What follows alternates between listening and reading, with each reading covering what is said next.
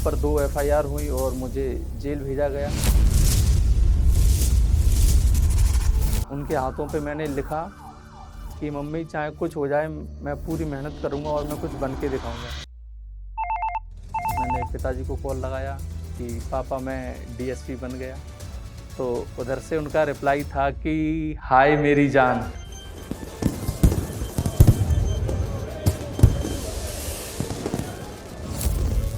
उन्होंने फिर मम्मी से कहा कि लला डीएसपी बन गया हुआ है।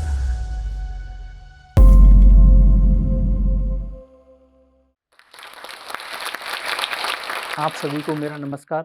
मैं जैनेंद्र कुमार निगम, मैं मध्य प्रदेश के भिंड जिले से हूँ और अभी नवंबर 2025 में मध्य प्रदेश राज्य सेवा परीक्षा 2023 का रिजल्ट आया, जिसमें मैं डीएसपी के पद पर चयनित हुआ। ये बात होगी 1995 में 1 दिसंबर को, जब मेरा जन्म हुआ।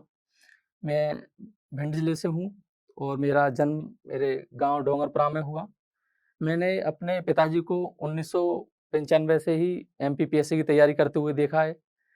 उन्होंने भी 2000 तक 5 बार लगातार एमपीपीएससी की मुख्य परीक्षा दी। उनका भी सपना था कि वो डीएसपी बने, मगर 1999 के लगभग उनके ऊपर भी कुछ लोगों द्वारा झूठे केस लगा दिए गए और उसमें उनको जेल भी जाना पड़ा और हम लोग भी पैदा हो गए थे और घर की ज़िम्मेदारी भी थी, तो इस वजह से वो अपना सपना पूरा नहीं कर पाए। मगर उनका सपना बचपन से ही एक तरह से मैंने अपनी आँखों में बसा लिया था।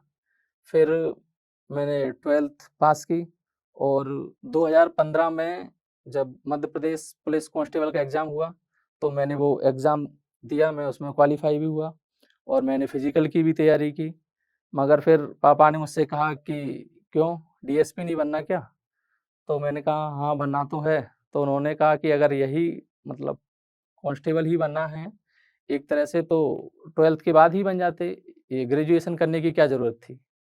तो फिर उनकी बात मान के मैं फिर फिज़िकल देने नहीं गया कांस्टेबल के एग्ज़ाम का। फिर मैंने 2018 में पहली बार एमपीपीएससी का एग्ज़ाम दिया, प्री एग्ज़ाम दिया, वो मैंने क्वालीफाई किया और उसके बाद वो लगभग मार्च या अप्रैल के लगभग उसका रिज़ल्ट आया और यही वो टाइम था जब गाँव में किसान खेतों में काम करते हैं। तो मैं गाँव में पिताजी के साथ काम कर रहा और उसका रिज़ल्ट आया।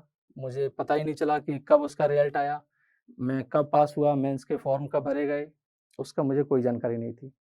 फिर बाद में दोस्तों ने बताया कि रिज़ल्ट आया, तुमने मेंस के पेपर दिए? मैंने कहा कि मुझे नहीं पता कब रिज़ल्ट आया, कब क्या हुआ। तब मैंने पिताजी को बाद में बताया, पहले अपनी दादी को बताया, तो दादी ने कहा कि कोई बात नहीं, ठीक है, निकल गया तो छूट गया, छूट जाने दो, अगली बार के लिए तैयारी करो। तो मैं उनकी बात मान के मैं 2019 की तैयारी के लिए जुट गया। फिर ये बात हो गई 14 अक्टूबर 2019 की, जब मेरे गाँव के ही कुछ लोगों द्वारा मेरे पिताजी पर और मुझ पे और मेरे भाई पे, जब हम लोग गाँव में अपना खेत जोतने जा रहे थे, तब हम तीनों के ऊपर और हमारे साथ मारपीट की। फिर हम उसकी एफआईआर लिखवाने थाने पे गए।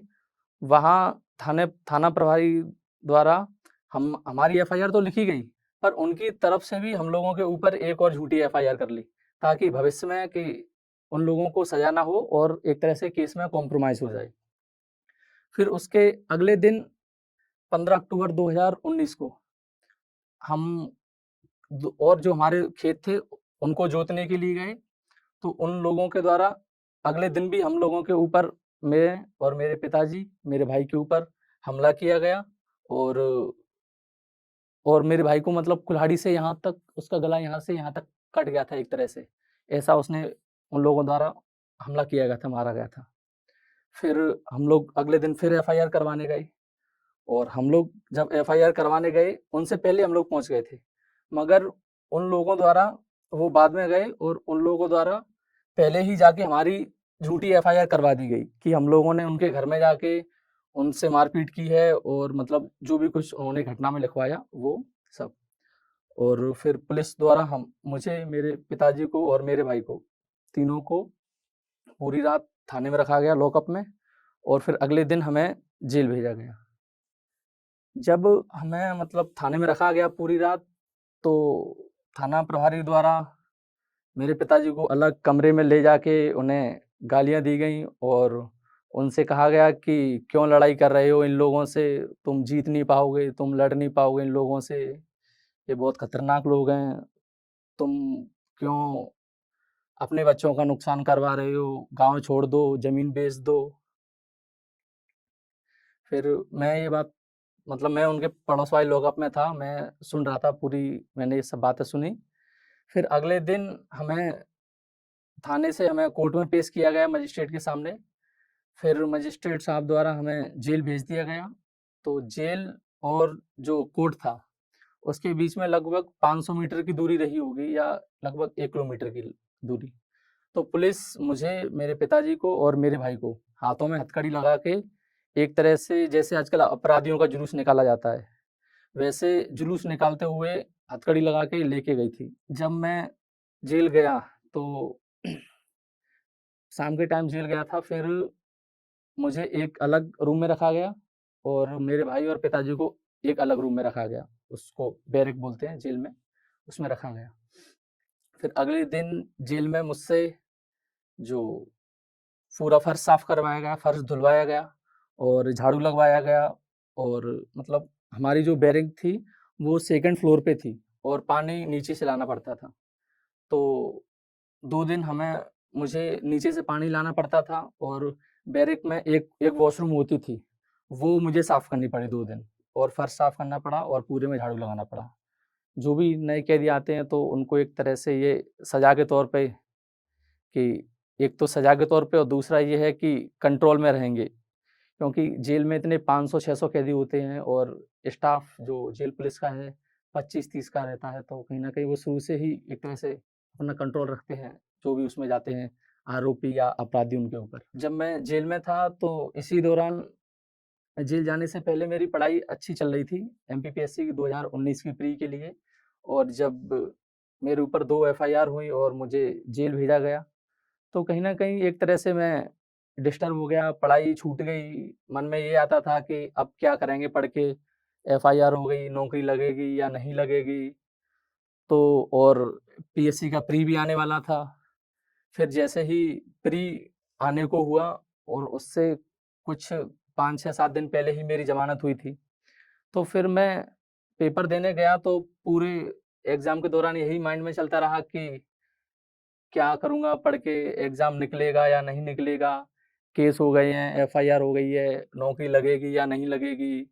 इतना इन लोगों ने उन लोगों द्वारा मेरा नुकसान किया गया, मैं हिसाब बराबर करूँ, बदला लूँ या नहीं लूँ? क्योंकि उस समय मेरी ऐज लगभग 23 के लगभग थी, तो वो स्वाभाविक है कि बदले की भावना रहती है लोगों में।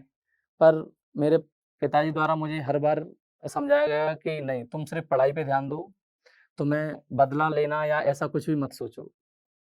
फिर मैंने 2019 का प्री का एग्ज़ाम दिया, जिसमें मैं फ़ेल हो गया था। लगभग मेरे 62 या 63 के लगभग नंबर आए थे। मतलब मेरे पिताजी को मुझ पे भरोसा रहा है शुरू से ही कि मैं मतलब कर लूँगा, मैं पढ़ लूँगा। मगर वो भी ये बात समझते थे, घरवाले भी समझते थे कि कहीं न कहीं ये लड़ाई वग़ैरह जो भी कुछ हुए, एफआईआर हुई, केस हुए, उनसे मैं थोड़ा-सा डिस्टर्ब हो गया, मैं पढ़ाई नहीं कर पाया, जेल में रहा। तो उस वजह से उसमें मैं फ़ेल हो गया, तो घरवालों ने ज़्यादा कुछ कहा नहीं मुझसे। और फिर एक तरह से ये था कि पूरे मतलब पिताजी के ऊपर एफआईआर, भाई के ऊपर एफआईआर, मेरे ऊपर एफआईआर और हमें गाँव से भी बहिष्कार कर दिया था हमारा। हमारे जो भी कमाई के जो साधन थे, जैसे हमारा ट्रैक्टर था, तो पिताजी खेती कर लेते थे और इसके अलावा जो ईंट और पत्थर, मिट्टी ढोने का काम है, तो वो करके थोड़ा-सा पैसे कमा लेते थे, जिससे कि घर की जो रोज़मर्रा के जो खर्चे हैं, वो उससे चलते रहते थे। मगर पुलिस द्वारा हमारा ट्रैक्टर और हमारे जो और भी कृषि उपकरण थे, वो भी जब्त कर लिए और उन लोगों द्वारा हमारी गाँव से ज़मीन छीन ली, हमें गाँव से निष्कासित कर दिया, हमारा बहिष्कार कर दिया। तो कोई ऑप्शन नहीं बचा था कि क्या करें? तो 2000 जब 20 की बात है ये, फरवरी के लगभग की, तो मैं, मेरे माताजी और मेरे पिताजी ने डिसाइड कर लिया कि अब कुछ वो बचा नहीं है और अब एक तरह से अपना जो व्यक्तिगत जीवन है वो समाज के लिए ही काम करना है। तो हम तीनों लोगों ने घर छोड़ दिया और हमारे जो 2 भाई थे मुझसे छोटे, उनको बुआ के यहाँ भेज दिया था। और हम लोग बस सिर्फ़ पहनने के कपड़े और एक बैग लेके निकल गए थे। और जहाँ भी मतलब पैसे तो थे नहीं हमारे पास, क्योंकि कुछ 2-1 साल से ज़मीन भी नहीं हुई थी और ट्रैक्टर वगैरह भी हमारा पुलिस ने द्वारा ज़ब्त कर लिया गया था, तो कुछ कमाने के कुछ साधन भी नहीं थे। तो मतलब एक तरह से सिर्फ़ खाली हाथ ही निकल गए थे। तो रास्ते में जहाँ भी शाम होती वहाँ रुक जाते, कोई मिलता रास्ते में तो किसी ने ₹50 दे दिए, किसी ने ₹100 दे दिए। और कुछ व्यक्ति ऐसे भी मिले, उन्होंने पूछा कि कहाँ जा रहे हो?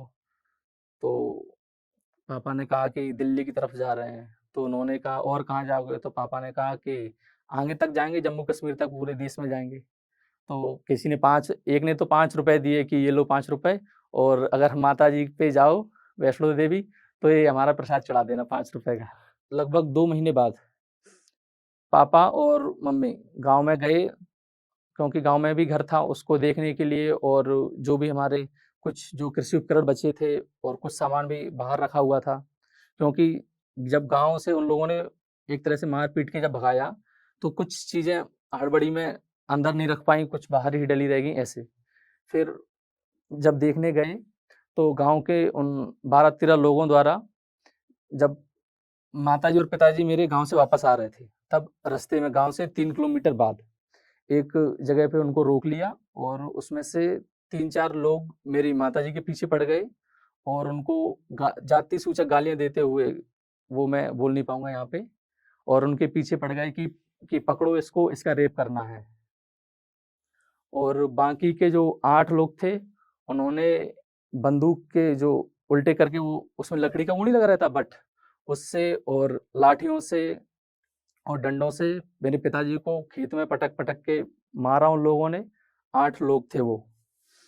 फिर मेरी मम्मी वहाँ से भागते हुए आई, फिर रास्ते में एक और गाँव मिलता है भरोही, वहाँ के एक व्यक्ति को उन्होंने बोला रोते हुए कि आप ऐसे-ऐसे एक नंबर है मेरे पिताजी का, उस पे कॉल लगाओ।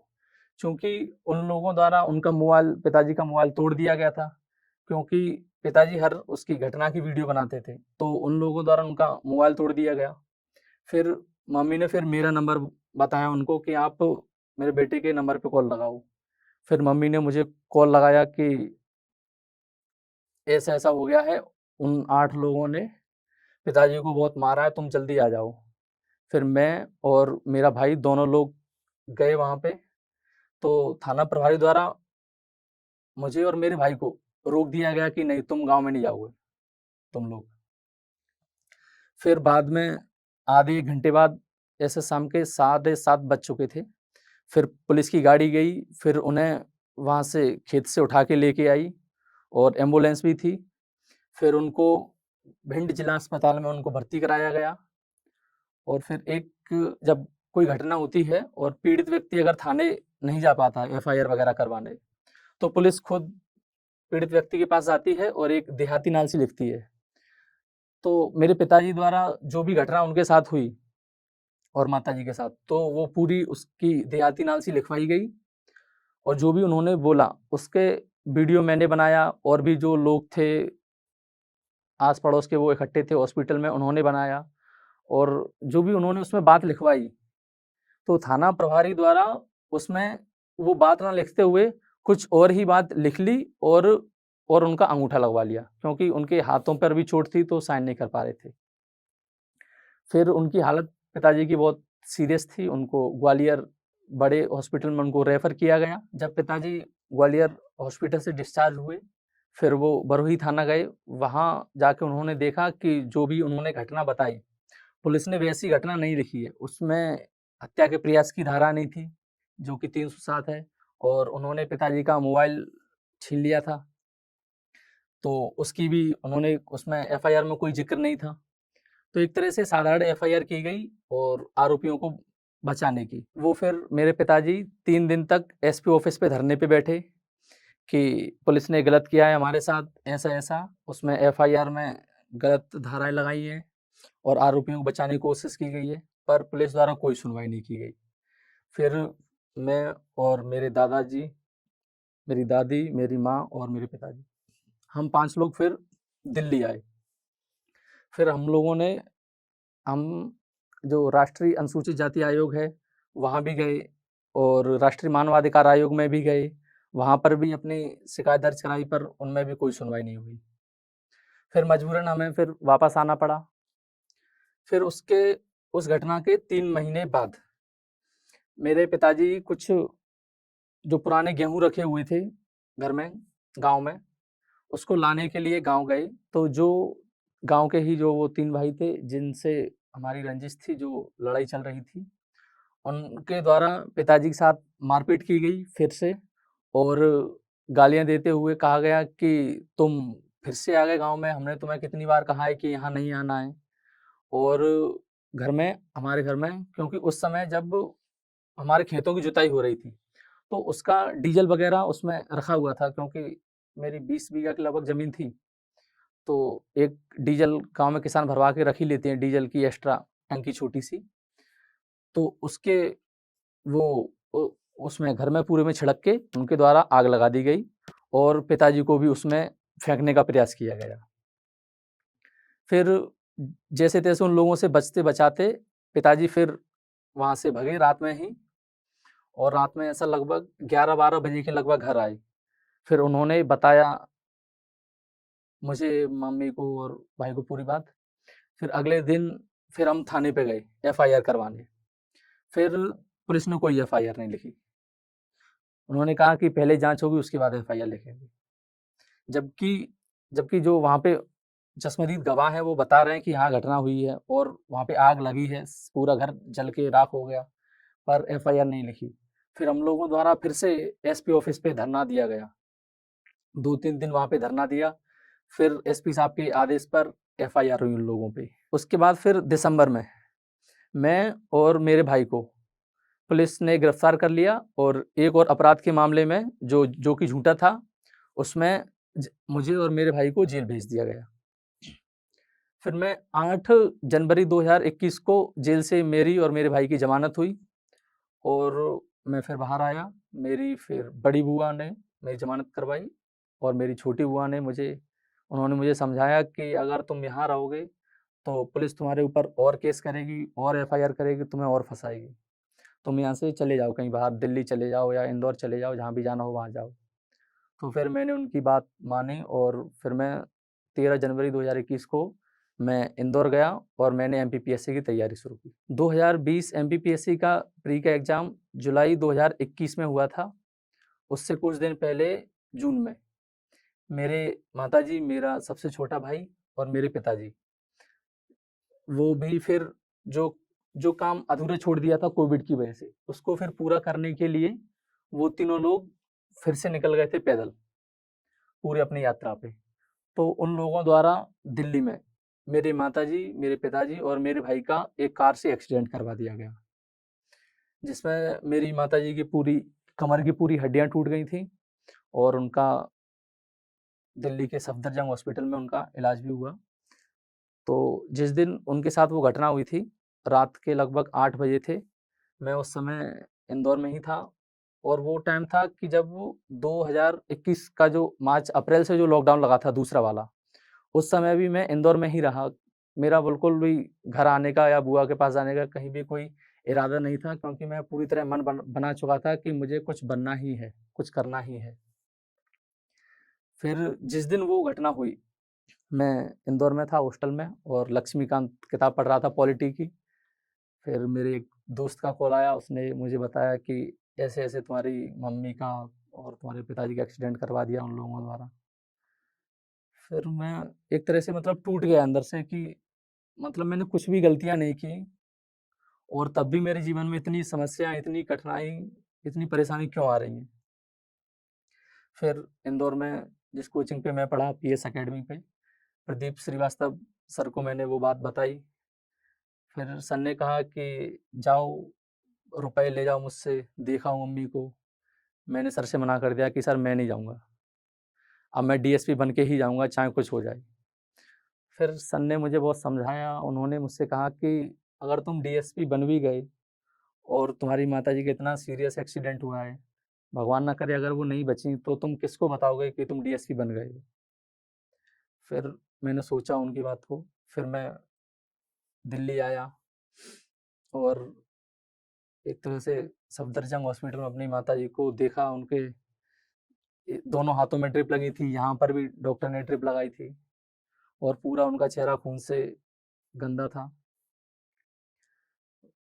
अंदर से मैं एक तरह से मैं टूट ही गया था, पर मैंने उस दिन मैंने पहली बार अपने पिताजी की आंखों में आंसू देखे थे। मैंने इतनी पीछे इतनी सब परिस्थितियां आ गई, पर मैंने कभी उनको दुखी, उनको उदास नहीं देखा। उस दिन पहली बार उनकी आंखों में आंसू देखे और उन्होंने मुझसे कहा कि अगर तुम्हारी मम्मी बच गई तो मैं जाऊंगा घर इसको लेके वापस, इसका ध्यान रखूंगा, इसका इलाज करवाऊंगा, और अगर नहीं बची तो तुम इसकी बॉडी को ले जाना और मैं यहीं से अब घर तो छोड़ ही दिया है मैंने, यहीं से मैं वापस चला जाऊंगा, कभी जीवन में घर लौट के नहीं आऊंगा। फिर वो मुझे ऊपर लेके आई जहाँ पर वो हॉस्पिटल में थी, अंदर रूम में। फिर मैं बहुत रो रहा था। मैंने अपने पेन मैंने निकाली जेब से और उनके हाथों पे मैंने लिखा कि मम्मी चाहे कुछ हो जाए, मैं पूरी मेहनत करूँगा और मैं कुछ बन के दिखाऊँगा। उसके बाद फिर अगर मेरी जगह कोई और लड़का होता, तो वो कम से कम 2-4 दिन ऐसी स्थिति में अपने माता-पिता के पास रुकता। पर मेरे पिताजी ने मुझे सिर्फ़ 4 घंटे दिल्ली में रुकने दिया और मुझे फिर वापस इंदौर भेज दिया। मुझसे कहा कि तुम जाओ और पढ़ाई करो। जो तुमने बात लिखी है, मैं उसका फ़ोटो खींच लेता हूँ और वो तुम्हें करके दिखाना ही है। मैं फिर इंदौर आया। मैंने फिर 2021 में जुलाई में 2020 का प्री दिया। जुलाई 2021 में जब 2020 एमपीपीएससी का मैंने प्रीलिम्स के अपने नंबर काउंट किए, तो लगभग 70 आ रहे थे। तो फिर बाद में जब आंसर की आई आयोग की, तो फिर उसके हिसाब से बना के फिर मैं समझ गया कि हाँ, मेरा प्रीलिम्स निकल रहा है। फिर उसके बाद मैंने फिर मेंस की तैयारी शुरू की। जब पहली बार जब मैंने मेंस का टेस्ट सीरीज़ लिखी, पहला टेस्ट लिखा, तो मेरे 45 नंबर आए। तो मैंने फिर सोचा कि इतने कम नंबर में मैं कैसे निकालूँगा? कैसे मैं अपनी माँ का, अपने पिता का, अपनी दादी का जो एक सपना है, जो 2 पीढ़ियों से चला आ रहा है, उसको पूरा करूँगा। पर मैं प्रयास करता रहा, कोशिश करता रहा मैं, और एक ट कोचिंग पे गया मैं टेस्ट देने। धीमे-धीमे मेरे उसमें लगभग 300-400 बच्चे टेस्ट देते थे और हिस्ट्री के टेस्ट था और मेरे 110 हाईएस्ट नंबर आए। तब मुझे लगा कि हाँ, मैं कर सकता हूँ, मैं निकाल सकता हूँ। फिर जब अप्रैल 2022 में उसकी मेंस के एग्ज़ाम हुए, वो भी मैंने काफ़ी अच्छे से दिए। फिर पर कहीं न कहीं मन में वो दुविधा थी कि निकलेगा या नहीं निकलेगा, क्योंकि मुझसे पहले भी मेरे पिताजी 5 मेंस दे चुके लगातार। तो एक तरह से वो कहते थे कि मेंस मुख्य परीक्षा कठिन है थोड़ी-सी, तो वो डर तो थोड़ा मुझे भी था। पर फिर मैंने अपने नंबर काउंट किए तो मुझे ऐसा लगा कि हाँ, निकल जाएगा कुछ तो, इंटरव्यू तो देने का मौका मिलेगा ही। और उसका 2020 के मेंस का रिज़ल्ट आया था 5 फरवरी 2023 को, और 5 फरवरी को ही मेरे पिताजी का बर्थडे होता है। तो उस दिन शाम को जब रिज़ल्ट आया, संडे था उस दिन, तो दोस्त ने बताया कि रिज़ल्ट आ गया है। फिर मैं रूम पे आया, मैंने देखा। मैंने सबसे पहले अपने पिताजी को कॉल लगाया, मैंने कहा कि मैंने उनको बोला कि पापा हैप्पी बर्थडे, बताओ तुम्हें क्या गिफ्ट चाहिए? तो उन्होंने कहा नहीं, मुझे कुछ नहीं चाहिए। तो मैंने कहा कि मेंस मेरा क्लियर हो गया है, अब मैं इंटरव्यू दूँगा। तो बहुत खुशी हुई पापा को कि जो वो नहीं कर पाए, कितने साल तक, 6-7 साल तक लगे रहे। और मेरी दादी को बहुत खुशी हुई। वो मुझसे दादी मुझसे कह रही थी कि पिताजी भी थे लाइन पे और दादी जी भी, एक तरह से उनकी तरफ मोबाइल स्पीकर पे था, लाउड स्पीकर पे। तो वो फिर पिताजी को कह रही थी सुनाते-सुनाते कि इससे सीखो, तुम्हें ऐसे सीखना चाहिए था। फिर सब लोग बहुत खुश हुए। फिर मेरा 9 मई के लगभग मेरा इंटरव्यू हुआ 2023 में, और जब इंटरव्यू दे दिया, फिर उसके बाद 1 महीने तक लगभग रिज़ल्ट नहीं आया। मैं सोचता था कि रिज़ल्ट कब आएगा, पास होऊँगा, फेल होऊँगा, क्या करूँगा? अगर फेल हो गया तो घरवालों को क्या जवाब दूँगा? और कब तक मैं बुआ से पैसे लेता रहूँगा? भले ही वो कुछ भी ना कहें, पर एक अंदर से लगता तो है कि अगर पढ़ रहे हैं, रिजल्ट आ रहा है तब तो ठीक है, अगर नहीं आ रहा है तो ये तो युवाओं के साथ एक समस्या है कि घर वालों को क्या जवाब दें। फिर फाइनली 9 जून 2023 को वो दिन आया कि जब उसका 2020 एमपीपीएससी का रिजल्ट आया। उस समय लगभग शाम को 8 के लगभग टाइम रहा होगा, 8 साढ़े 8। मैं उस समय खाना खाते-खाते न्यूज़पेपर पढ़ रहा था। तो एक भैया हैं, सत्यम भैया, इंदौर में पढ़ते थे मेरे साथी। उन्होंने मुझे कॉल लगा के कहा कि तुम नायब तहसीलदार बन गए हो। तो एक तरह से मतलब खुशी तो नहीं कहूँगा, पर एक तरह से कि थोड़ी मैंने गहरी साँस ली। पर मुझे कहीं न कहीं ये लगता था कि ज़रूर मैं डीसी या डीएसपी कोई इन दोनों में से कोई एक पोस्ट ले जाऊँगा। फिर मैंने अपने घर पे मम्मी को कॉल लगाया। मम्मी-पापा बहुत खुश हुए। मम्मी ने कहा कि मम्मी ने कहा कि बेटा पूरी तरह सब कुछ खत्म हो गया था। वो तुमने बचा लिया पूरे घर को, पूरे परिवार को। और उन्होंने कहा कि मैं चाहती हूँ कि तू ही मेरा हर जन्म में तू ही मेरा बेटा बने। उसके बाद फिर मैं गाँव गया, लोगों ने बहुत मान-सम्मान दिया, बहुत प्यार दिया। जिन लोगों से रंजिश भी थी तो उन्होंने भी कोई मतलब ना तो ज़्यादा उन्हें ख़ास खुशी हुई, ना एक तरह से दुःख, एक तरह से नॉर्मल ही थे वो भी। पर फिर भी एक उनके परिवार के एक बुजुर्ग थे, उनको पिताजी ने लड्डू खिलाए उनको कि बाबा वो मेरे भी जिनसे लड़ाई हुई वो मेरे भी एक तरह से बाबा गाँव के नाते बाबा ही लगते थे। तो उनको पिताजी ने लड्डू खिलाए कि लो बाबा तुम्हारा नाती तहसीलदार बन गया है। इसी नायब तहसीलदार की जॉब के साथ मैंने आगे की अपनी तैयारी जारी रखी। लगभग शाम को 6-7 बजे तक ऑफ़िस में रहता, उसके बाद फिर घर आता, रात में 2 बजे तक पढ़ता क्योंकि कहीं न कहीं वो एक जो सपना था जो 30 साल पहले का था मेरे पिताजी का, उसको पूरा ही करना था।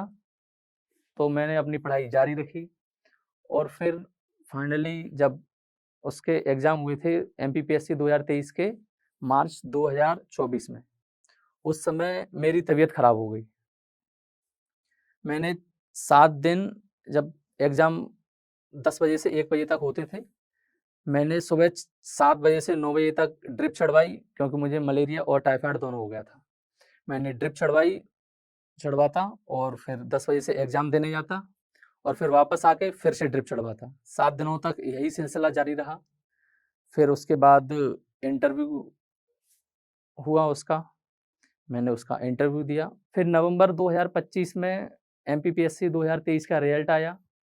उसमें मैं जब डीएसपी बना, उस समय मैं शाम के लगभग 7:30 बजे के लगभग रिज़ल्ट आया था। मैं उस समय फील्ड में था।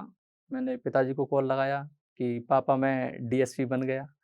तो उधर से उनका रिप्लाई था कि हाय मेरी जान। और फिर एक तरह से वो रोने लगे थे, उनकी आँखें भर आईं। उन्होंने फिर मम्मी से कहा कि लला डीएसपी बन गओ है, गाँव की भाषा में लला डीएसपी बन गओ है। फिर मम्मी ने उनसे फ़ोन छीन के फिर मुझसे पूछा कि सही बता मोड़ा कब आओ? मैंने कहा कि डीएसपी बन गया मैं।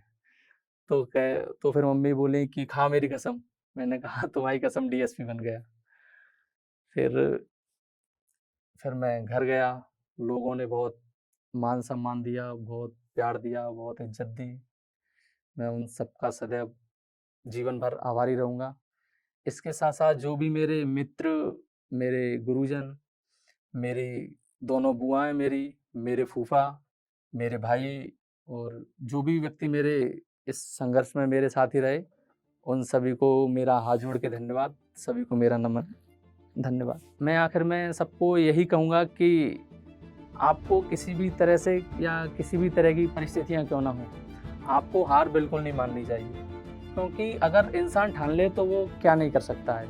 मैथिली शरण गुप्त जी की जो कविता है, नर हो न निराश करो मन को, उसकी कुछ पंक्तियाँ मैं आपको सुनाना चाहूँगा। नर हो न निराश करो मन को, कुछ काम करो, जग में रहकर कुछ नाम करो।